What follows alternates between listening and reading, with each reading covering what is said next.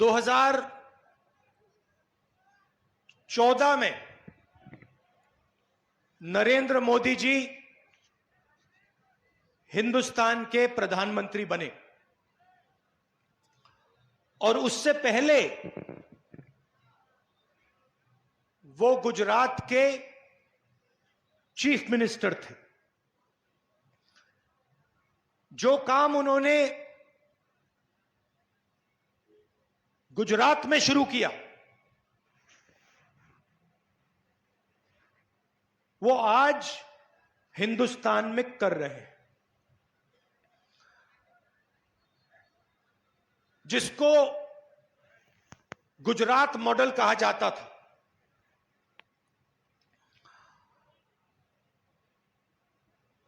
आज दो हिंदुस्तान बन रहे हैं। एक अमीरों का हिंदुस्तान, उसमें चुने हुए लोग हैं, बड़े बड़े अरबपति, ब्यूरोक्रेट्स,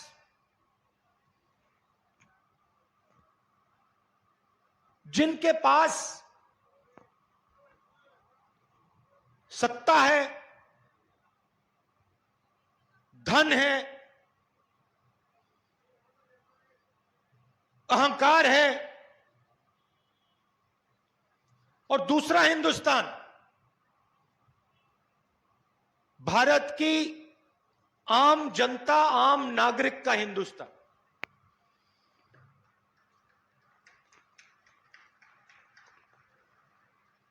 पहले यह गुजरात में टेस्ट किया गया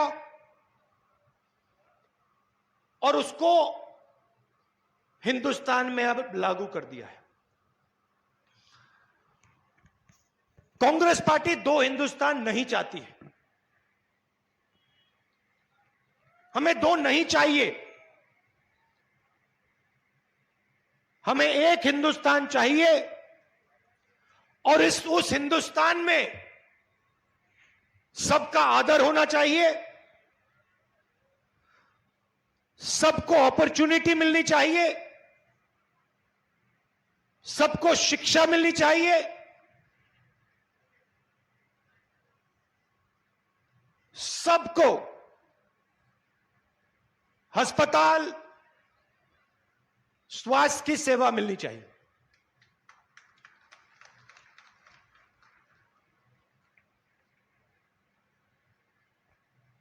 जो बीजेपी का मॉडल है, दो हिंदुस्तान का, दो गुजरात का मॉडल, उसमें जनता का जो धन है,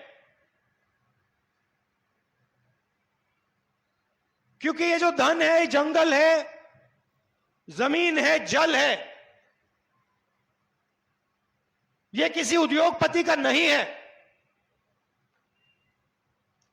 ये आपका है, आदिवासियों का है, गरीबों का है, कमजोर लोगों का है, हिंदुस्तान के हर नागरिक का है। मगर इसका फायदा आपको नहीं मिलता है। यूपीए की सरकार थी तो हमने पूरी कोशिश की, जो हिंदुस्तान का धन है,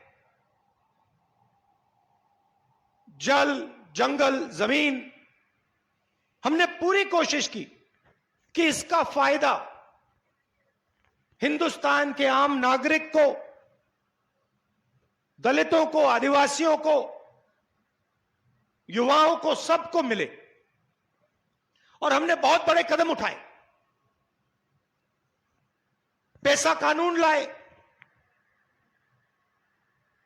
जिसके माध्यम से आपकी जमीन, जो आपका हक है, आपको वापस मिले। मनरेगा दिया, 100 दिन काम की गारंटी,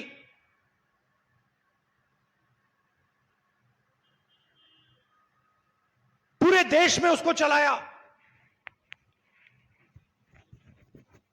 और करोड़ों लोगों को मनरेगा से फायदा मिला। जमीन अधिग्रहण बिल लाए। पहले क्या होता था, बिना आपसे पूछे आपकी जमीन छीन ली जाती थी, कॉम्पनसेशन नहीं दिया जाता था, कभी कभी व्यक्ति को मालूम भी नहीं होता था कि उसकी जमीन छीन ली गई। अंग्रेजों के समय का कानून था, हमने उसको बदला। बिना पूछे आपसे जमीन नहीं ली जा सकती।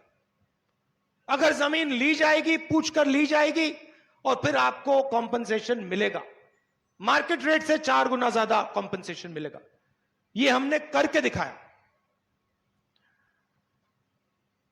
बीजेपी आई, प्रधानमंत्री ने लोकसभा में पूरी दुनिया के सामने मनरेगा का मजाक उड़ाया। कहते हैं मैं इसको रद्द करना चाहता हूं मगर नहीं करूंगा, क्योंकि मैं चाहता हूं कि देश को याद हो कि कांग्रेस पार्टी ने क्या किया था।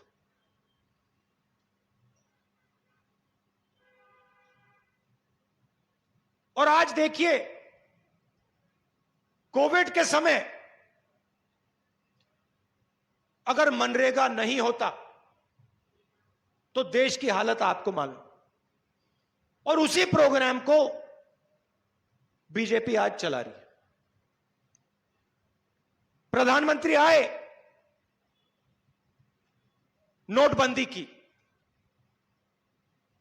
आपके जेब में से पैसा निकाला, आपको कहा काले धन के खिलाफ लड़ाई है, बैंक के सामने आपको खड़ा कर दिया। पूरा देश बैंक के सामने खड़ा था। पूरे देश ने अपनी कमाई का पैसा बैंक में डाला। काले धन के खिलाफ कुछ नहीं हुआ।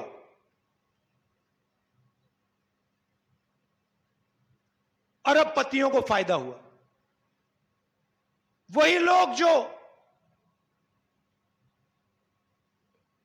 अमीरों के हिंदुस्तान में जीते हैं, हवाई जहाज में उड़ते हैं, उनको फायदा हुआ, मगर आम नागरिक को कुछ नहीं मिला। उसके बाद जीएसटी लागू की। एक बार फिर ऐसी जीएसटी बनाई कि जो कमजोर व्यक्ति है, चाहे वो किसान हो, मजदूर हो, छोटा दुकानदार हो, उसको नुकसान हो और अरबपतियों को फायदा मिले। तो जो भी इन्होंने किया है, चाहे वो गुजरात में, चाहे वो हिंदुस्तान में, इन्होंने 2 हिंदुस्तान बनाने के लिए किया है। एक अमीरों का हिंदुस्तान, जिसमें चुने हुए लोग कोई भी सपना देख सकते हैं, कुछ भी कर सकते हैं, उनके लिए कोई कानून नहीं, कुछ नहीं। और दूसरा हिंदुस्तान, जिसमें लाखों करोड़ लोग रहते हैं, गरीबी में रहते हैं, कोरोना के समय अस्पताल में जाते हैं, मरने के लिए अस्पताल जाते हैं, ना वहां उनको ऑक्सीजन सिलेंडर मिलेगा, ना वेंटिलेटर मिलेगा।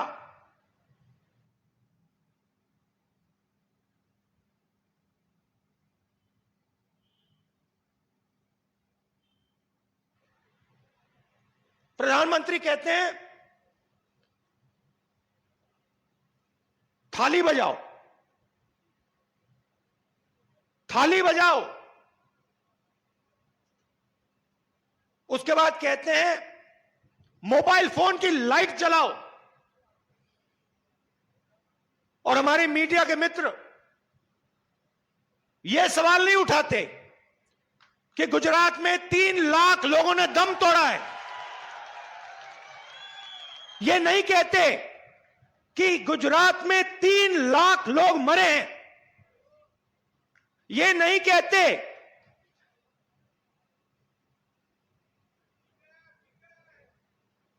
कहते कि गंगा मां लाशों से भर गई थी। ये नहीं कहते कि हिंदुस्तान में 50-60 लाख लोग मरे। ये कहते हैं थाली बजाओ, लाइट जलाओ।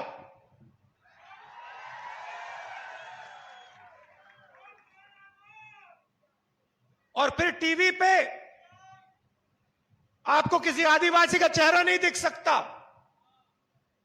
कभी देखा आपने आदिवासी नेता का चेहरा टीवी पे? आपको गरीब व्यक्ति का चेहरा नहीं दिख सकता, किसान का चेहरा नहीं दिख सकता, छोटे दुकानदार का चेहरा नहीं दिख सकता। नरेंद्र मोदी का चेहरा दिखेगा।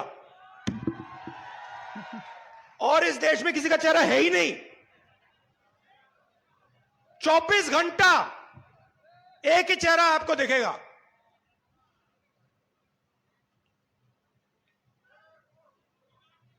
अब यहां क्या हो रहा है? गुजरात में आदिवासियों के साथ क्या हो रहा है? जो आपका धन है, जल, जमीन, जंगल, ये आपका है।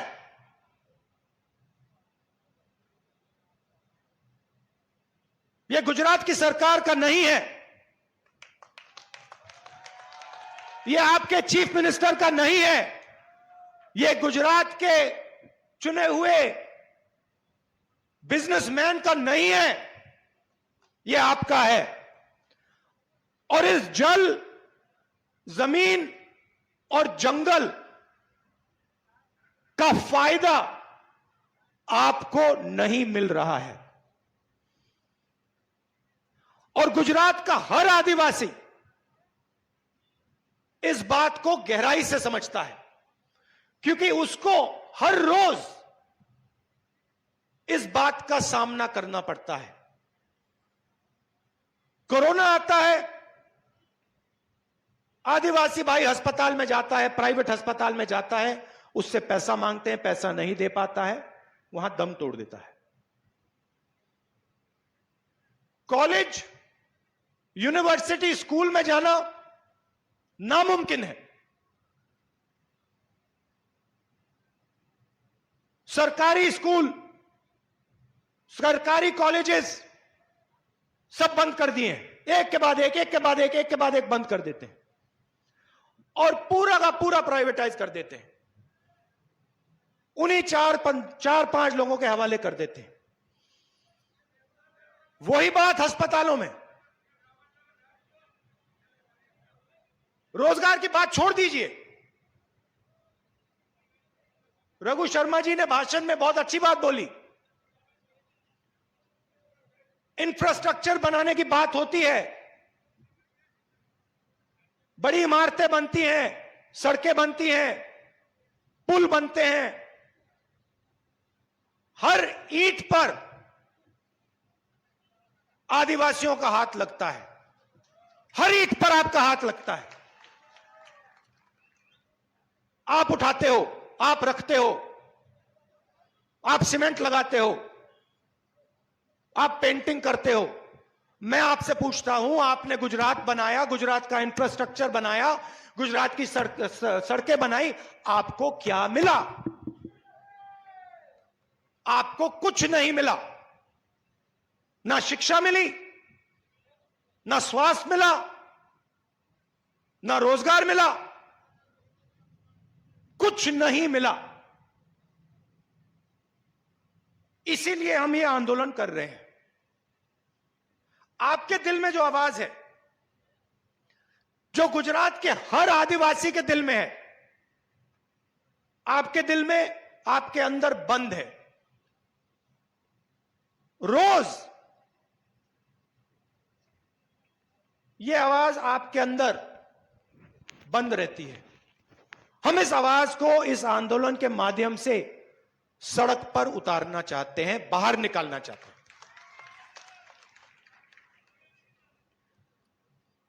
कि गुजरात की सरकार को जो आदिवासियों के दिल में है, जो आदिवासी चाहते हैं, वो सुनाई दे, क्योंकि ये सरकार आपकी आवाज को सुन नहीं रही है। कांग्रेस पार्टी आपके साथ मिलकर इस आवाज को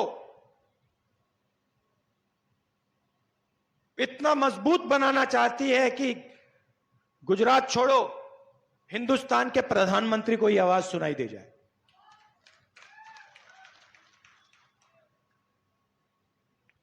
राजस्थान में देखिए, छत्तीसगढ़ में देखिए, हमारी सरकारें हैं। हमने राजस्थान और छत्तीसगढ़ में चुनाव के समय गारंटी दी। हमने कहा, छत्तीसगढ़ में कहा कि देखिए, किसानों का कर्जा माफ होगा और धान 2,500 रुपए में किसान बेचेगा, सरकार खरीदेगी। जैसे ही चुनाव खत्म हुआ, हमने जो कहा था हमने करके दे दिया। तो हम यहां वायदे करने नहीं आए हैं। हम आपसे मिलकर समझना चाहते हैं कि आदिवासियों के लिए हमें क्या करना है। आंदोलन का लक्ष्य है, आंदोलन का लक्ष्य है कि आदिवासी क्या चाहता है, और जब कांग्रेस पार्टी की सरकार आएगी, कांग्रेस पार्टी आदिवासियों को क्या गारंटी देगी। खोखले शब्द नहीं, गारंटी कि अगर हमारी सरकार आई, हम गारंटी करके 100% ये काम आपको हम करके दे देंगे।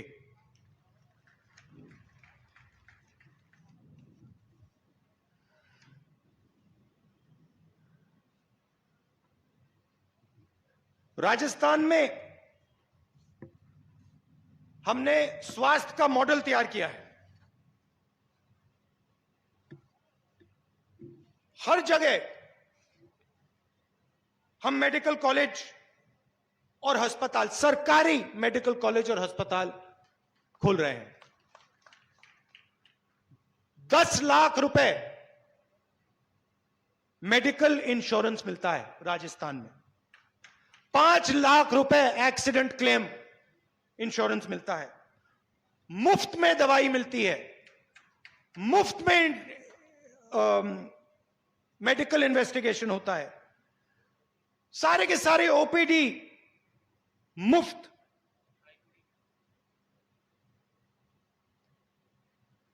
और सरकारी प्राइमरी हेल्थ केयर सेंटर सब जगह खोल रखे हैं। मगर यहां पे पूरा का पूरा प्राइवेटाइज करा जा रहा है, और फायदा उन्हीं लोगों को होता है, 2-3 लोगों को होता है। तो हम गुजरात के लिए स्वास्थ्य का इंफ्रास्ट्रक्चर, शिक्षा का इंफ्रास्ट्रक्चर तैयार करना चाहते हैं। छत्तीसगढ़ में, दूसरा उदाहरण देता हूं, छत्तीसगढ़ में हमने इंग्लिश मीडियम स्कूल का पूरे प्रदेश में जाल बिछा दिया है। प्राइवेट स्कूल नहीं, सरकारी स्कूल, जिसमें गरीब से गरीब लोग अपने बच्चों को भेजकर अंग्रेजी सिखा सकते हैं। तो यह काम हम यहां करना चाहते हैं। यहां पे बड़े बड़े प्रोजेक्ट्स बनते हैं, मूर्तियां बनती हैं, तापी रिवर लिंक प्रोजेक्ट बनता है, आपसे आपका पानी छीना जाता है, अरबपतियों को दिया जाता है, कोई फायदा नहीं होता है। मैं तो आपसे सीधा कह रहा हूं, कांग्रेस पार्टी यहां चुनाव जीतेगी। ये जो रिवर लिंकिंग का प्रोजेक्ट है इसको हम बंद कर देंगे, खत्म कर देंगे।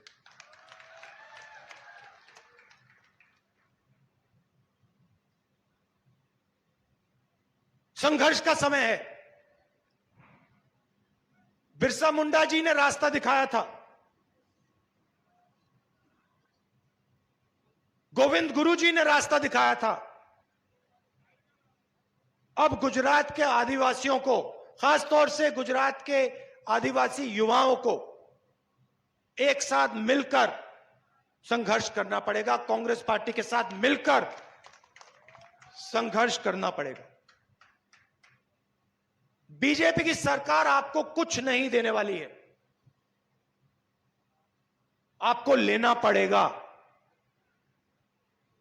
कुछ नहीं देंगे वो आपको, आपसे छीनेंगे। जो आपका है वो छीनेंगे। अब आपको जो आपका है उनसे छीनना पड़ेगा। और बिना डरे, यहां जिग्नेश बैठा है, पहली बार मैंने सुना आंदोलन करने के लिए परमिशन की जरूरत है। सिर्फ गुजरात में, और दुनिया में कोई ऐसी जगह नहीं है जहां पे भैया आंदोलन करने के लिए परमिशन की जरूरत है। 3 महीने की जेल दे दी। मगर मैं जिग्नेश को जानता हूं, इसको आप 10 साल की जेल दे दो, कोई फर्क नहीं पड़ने वाला। और ऐसे ही गुजरात में लाखों युवा हैं जो सच्चाई को समझते हैं, जो जानते हैं गुजरात मॉडल क्या है, नरेंद्र मोदी जी का मॉडल क्या है, जानते हैं, समझते हैं। और मैं उनसे कहना चाहता हूं, नया गुजरात बनाना पड़ेगा। आपके भविष्य की बात है। आप रोजगार चाहते हो, शिक्षा चाहते हो, स्वास्थ्य चाहते हो, ये लोग आपको नहीं देने वाले हैं। ये लोग सिर्फ 2-3 अरबपतियों को आपका भविष्य बेचना चाहते हैं। तो आपको, गुजरात के युवा को, चाहे वो आदिवासी हो, दलित हो, जो भी हो, हर जात का हो, आप सबको मिलकर खड़ा होना पड़ेगा। आपके भविष्य की लड़ाई है।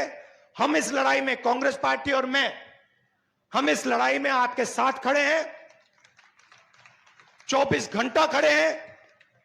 और एक बार फिर जो हमारा पुराना मॉडल हुआ करता था, कोऑपरेटिव मॉडल, जनता का मॉडल, अमूल का मॉडल, उस मॉडल को हम फिर गुजरात में लाना चाहते हैं, जहां पे जनता की आवाज, जो जनता के दिल में हो, जनता की आवाज सरकार को चलाए। मिलकर, एक साथ मिलकर सरकार को चलाए। आज 2-3 लोग सरकार को चलाते हैं, जनता चुप बैठी है, डरी हुई है। 24 घंटा मीडिया डिस्ट्रैक्ट करती रहती है, कुछ ना कुछ उल्टा सीधा बोलते रहते हैं। नरेंद्र मोदी की फोटो दिखा देंगे, किसी एक्टर का चेहरा दिखा देंगे, एक्ट्रेस का चेहरा दिखा देंगे, ध्यान उधर ले जाएंगे। मगर जो सच्चाई है उसके बारे में ये कुछ नहीं बोलेंगे। सही बोला ना? तो अब जनता को, युवाओं को एक साथ खड़ा होना पड़ेगा। आप सच्चाई जानते हो, समझते हो, पहचानते हो। अब उस सच्चाई के लिए लड़ना पड़ेगा, बिना डरे लड़ना पड़ेगा। और पूरा भरोसा है कि आने वाले चुनाव में यहां पे गुजरात में कांग्रेस पार्टी की सरकार बनेगी। और इस आंदोलन के बाद उस सरकार में आदिवासियों की आवाज होगी, आदिवासी एमएलए होंगे, और जो आदिवासी चाहेगा वो गुजरात की सरकार करेगी। आदिवासी की धन, आदिवासी जल, जंगल और जमीन की रक्षा वो सरकार करके दिखाएगी। आपने आज मुझे यहां बुलाया, दूर दूर से आप आए, आपको तंग करने के लिए पार्किंग को 5-6 किलोमीटर दूर रखा गया, मगर आप आए, इतनी प्यार से आपने मेरी बात सुनी, इसके लिए मैं आप सबको दिल से धन्यवाद करता हूं। और आपकी जो लड़ाई है, ये जो आंदोलन है, इसमें मैं पूरी तरह शामिल हूंगा, आपके साथ लड़ूंगा, और जो आपका हक है उसको हम लेके रहेंगे। जय जोहार, नमस्कार।